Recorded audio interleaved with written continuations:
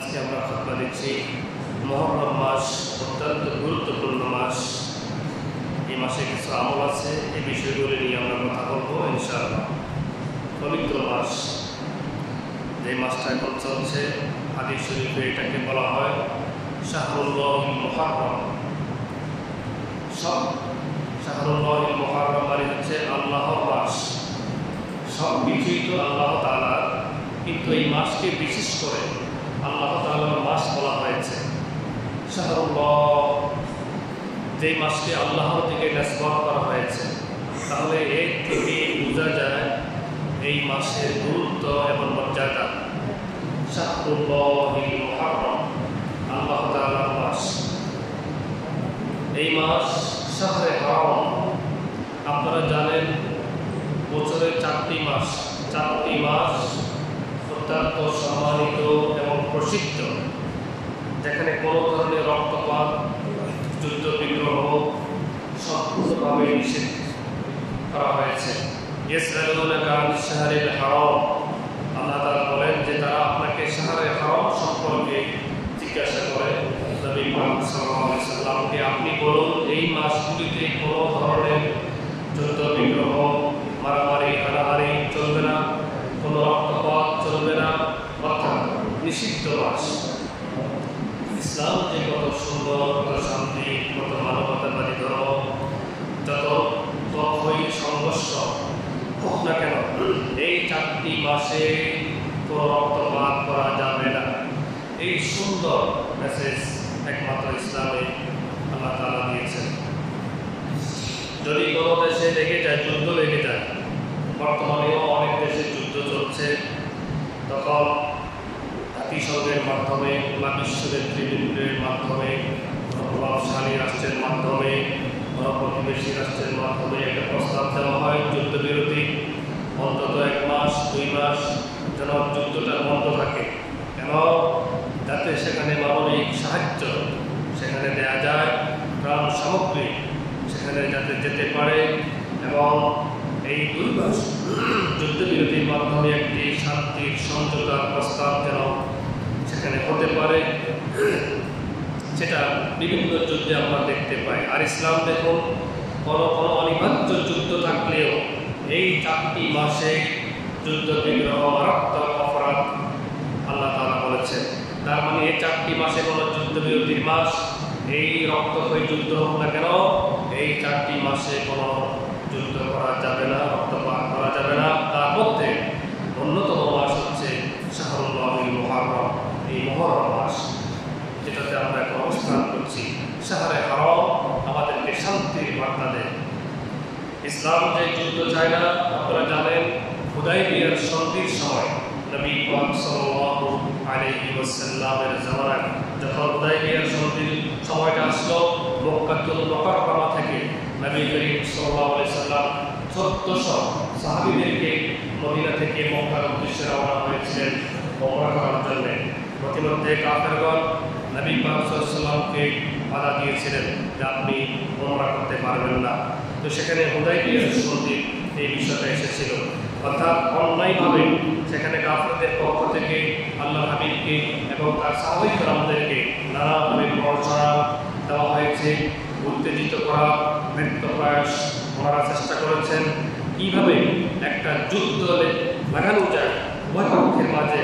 কাফেররা সেটা চেষ্টা করেছিলেন ওই সময় বারেবার, কিন্তু নবী করিম সাল্লাল্লাহু আলাইহি ওয়াসাল্লাম সাহাবায়ে কেরামদেরকে সর্বোচ্চ সহিষ্ণুতা এবং ধৈর্য ধারণের নির্দেশ দিয়েছিলেন। এমনকি তারা সন্ধির যে প্রস্তাব, অযৌক্তিক সন্ধির যে প্রস্তাব তারা নিয়ে এসেছিলেন আল্লাহ হাবিবের কাছে, আল্লাহ হাবিব মানবতার খাতিরে সেই সন্ধির প্রস্তাবকে তিনি গ্রহণ করেছিলেন। সুতরাং ইসলাম যে যুদ্ধ চায় না, ইসলাম যে শান্তির ধর্ম, এটা এখানে প্রমাণিত। এই 4টি মাস, যে 4টি মাসে কোনো যুদ্ধ করা যায় না, রক্তপাত করা যায় না, এই মাসগুলি হলো, একটা হলো মুহররম, আরেকটা হলো জিলকদ, জিলহজ এবং পবিত্র রজব মাস। এই মাসগুলি 4টি মাসের মধ্যে বিশেষ করে আল্লাহ তাআলা মুহররম মাসকে আল্লাহ তাআলা নিজে বলছেন শাহরুল্লাহিল মুহররম, এটা হচ্ছে আল্লাহ তাআলার মাস, এটা আল্লাহ তাআলার মাস। এতে করে বোঝা যায় এই মাসের গুরুত্ব ফজিলত আমাদের অনেক বেশি, সেজন্য আমাদের অনেক বেশি গুরুত্ব দিতে হবে। এই মাসে সবচাইতে গুরুত্বপূর্ণ একটি দিন আছে, সেটাকে বলা হয় আশুরা। বলুন না, কি বলা হয়? আশুরা। আষাঢ়, আষাঢ় মানে হচ্ছে 10, আষাঢ় মানে 10, 10 মুহররম, আশুরা 10 মুহররম। তো এই 10 মুহররম সম্পর্কে আমরা ছোটবেলায় অনেক ওয়াজ নসিহত শুনেছি, কিন্তু দেখা যায় সহিহ হাদিস দিয়ে সেইগুলিকে অনেক সময় সমর্থিত হয় না।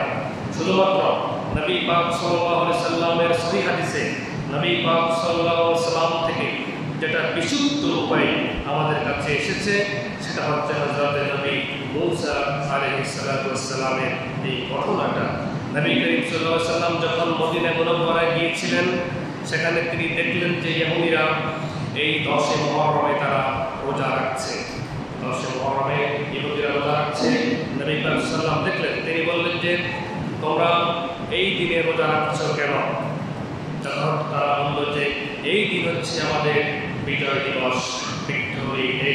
অর্থাৎ এই দিনে আমাদের পয়গম্বর নবী মূসা আলাইহিস সালামকে যে ফেরাউন দ্বিতীয় রামেসেস তার অত্যাচার থেকে বনি ইসরাইলকে যে অভয়ঙ্কর যে কষ্ট সে দিত, কোরআনে পাকে আল্লাহ তাআলা বলছেন যে ইউযাব্বিহুনা আবনাআকুম ওয়া ইস্তাহইউনা নিসাআকুম। বনি ইসরাইল সম্পর্কে আল্লাহ তাআলা বলছেন যে ফেরাউন তোমাদেরকে কৃতদাস বানিয়ে রাখত, অমানবিক নির্যাতন করত এবং তোমাদের পুত্র সন্তানগুলিকে হত্যা করত এবং ওয়া ইস্তাহইউনা নিসাআকুম এবং তোমাদের কন্যাগুলিকে, মেয়েগুলিকে বাঁচিয়ে রাখত। এবং আপনারা জানেন এই মূসা আলাইহিস সালাম সম্পর্কে কোরআনে পাকে ফেরাউন সম্পর্কে অসংখ্য ঘটনা বর্ণিত হয়েছে এবং সেই মূসা আলাইহিস সালাম ফেরাউনের গৃহে লালিত পালিত হয়েছেন, বড় হয়েছেন। যখন তিনি ইসলামের দাওয়াত দিলেন ফেরাউনকে, তখন তার উপর অনেক জুলুম অত্যাচার নির্যাতন নিষ্পেষণ যখন শুরু হয়ে গেল। আর এই 10 মুহররম আল্লাহ তাআলা এই মূসা আলাইহিস সালামকে ফেরাউন থেকে নাজাত দিয়েছিলেন। সুবহানাল্লাহ। এই 10 মুহররম যেটাকে আশুরা বলা হয়। ফেরাউনের চূড়ান্ত পরিণতি হয়েছিল সাগরে এই 10 মুহররমে। আল্লাহ তাআলা বলছেন ওয়াকাফনা আলা ফিরাউন ওয়া আনতুম তানজুরুন।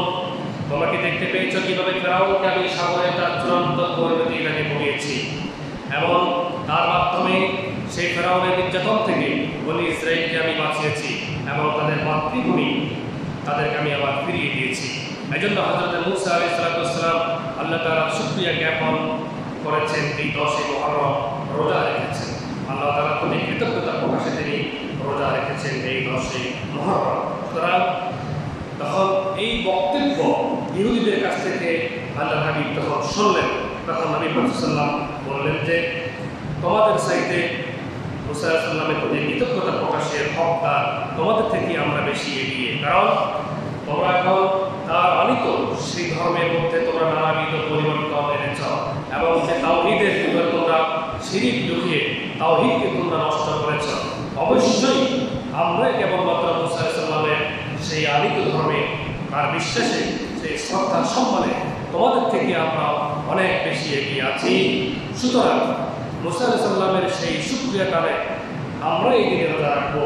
তখন নবী পাক সাল্লাল্লাহু আলাইহি সাল্লাম সাহাবায়ে কেরামদেরকে নির্দেশ দিলেন যে 10 মুহররম আশুরা রোজা তোমরা আদায় করো। রমজান শরীফের রোজা ফরজ হওয়ার আগে আশুরা রোজা রাখার বিধান ছিল। ভালো করে বোঝেন, যখন রমজান শরীফের রোজা রাখার বিধান হয় না, তখন শরীয়তের মধ্যে আশুরা রোজা রাখার বিধান ছিল ফরজ। এজন্য মূসা আলাইহিস সালাম ফেরাউন থেকে যে তাকে নিষ্কৃতি দেওয়া হয়েছে এবং তিনি আল্লাহর শুকরিয়া জ্ঞাপনে রোজা রেখেছেন, এজন্য মূসা আলাইহিস সালামের এই চমৎকার এই সুন্নতটিকে বাস্তবায়ন করার জন্য আল্লাহ রাসূল সাল্লাল্লাহু আলাইহি ওয়াসাল্লাম আমাদেরকে 10 মুহররম রোজা রাখার নির্দেশ দিয়েছেন। আল্লাহ রাসূল বলছেন আফদালুস সিয়াম বাদা রমাদান। রমাদান শরীফের পরে সবচেয়ে মাকবুল সিয়াম, সবচেয়ে গ্রহণযোগ্য সিয়াম আল্লাহর কাছে সেটা হলো 10 মুহররম আশুরা সিয়াম। এটা আপনার বিগত বছরের গুনাহের কাফারা হয়ে যায়। তাহলে আসুন আমরা এই 10 মুহররম সকলে রোজা রাখার চেষ্টা করি ইনশাআল্লাহ। বলুন না ইনশাআল্লাহ। ইনশাআল্লাহ। এটা মিস করবেন, অনেক বেশি ফজিলত। আরব দেশের লোকেরা এটাকে ফরজ রোজার মতো রাখে, মানে ফরজ রোজার মতো গুরুত্ব দিয়ে ওনারা এটাকে রাখে। নবী করিম সাল্লাল্লাহু আলাইহি ওয়াসাল্লাম তিনি বলছেন যে আগামী বছর আমি যদি বেঁচে থাকি, আল্লাহর ডাকে পৃথিবী থেকে যদি আমি সারা দিয়ে যদি না চলে যাই, তাহলে আমি শুধু একটা রোজা রাখবো না, আমি তার সাথে 9 মুহররম আমি যোগ করব, অথবা 11 মুহররম আমি যোগ করব। তা তিনি বলছেন খালিকুল ইয়াহুদ, নবী করিম সাল্লাল্লাহু আলাইহি ওয়াসাল্লাম বলছেন ইহুদিরা একটি রোজা রাখে, তোমরা তার ব্যতিক্রম করো। তাহলে মুহররম রোজার মাসালা হচ্ছে যদি পারেন 2টা রাখতে হবে, অর্থাৎ 9, 10 অথবা 10, 11 অথবা 10, 11, এই 2টা। 3 নম্বর মর্তবা হচ্ছে যদি কেউ একেবারে যদি মাহরুম না হয়, অন্তত যেন 10 মুহররম তারা মিস না করে। এটাও ওলামায়ে কেরামের একটা ফতোয়া দিয়ে দিয়েছেন, যেন মাহরুম না হয়, অন্তত 10 মুহররম তারা মিস না করে। কিন্তু সবচেয়ে উত্তম হচ্ছে যে কমপক্ষে 2টা রাখা। যারা আগামীকাল হচ্ছে 9 মুহররম আর রবিবার হচ্ছে 10 মুহররম, তাহলে আপনারা আগামীকালকে রোজা রাখবেন, আজকে সেহরি খাবেন। আর রবিবার যেটা, এটা তো কোনোভাবে মিস করবেন না, রবিবার হচ্ছে 10 মুহররম আশুরা। আর যদি আগামীকালকে রাখতে না পারেন, রবিবার তো অবশ্যই রাখবেন, 10 মুহররম, রবিবার এবং সোমবার, এই 2টা রোজাকে আপনারা রাখবেন। আল্লাহ তাআলা সবাইকে তৌফিক দান করুন, বলুন না আমিন। এই 10 মুহররম এত গুরুত্বপূর্ণ যে এখানে অনেক তাজিয়া, অনেক গান বাজনা সহ নানাবিধ অনেক ইসলাম বিরোধী বিভিন্ন কার্যকলাপ এই 10 মুহররম দেশে বিদেশে লালিত পালিত হয়ে থাকে। আমরা সুন্নত তরিকায়, যেটা আল্লাহ রাসূল আমাদেরকে শিক্ষা দিয়েছেন, তিনি রোজা রেখেছেন, আমরা রোজা রাখবো ইনশাআল্লাহ। আর আমরা কি করব?